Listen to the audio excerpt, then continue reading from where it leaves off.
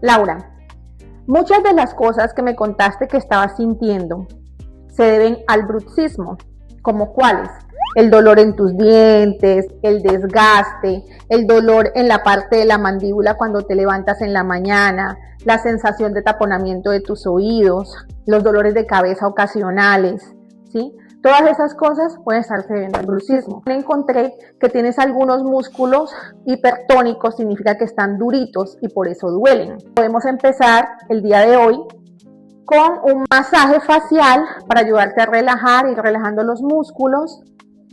En esta parte estamos palpando el macetero, aquí en el ángulo de tu mandíbula. Subiendo, encontramos aquí ya donde está el cóndilo mandibular, el músculo pterigoideo externo. Subimos y encontramos los temporales. Normalmente cuando este músculo está durito, hipertónico, es cuando empezamos a sentir el dolor de cabeza como palpitante. Si padeces de uno o más de estos síntomas, aquí tenemos soluciones para ti.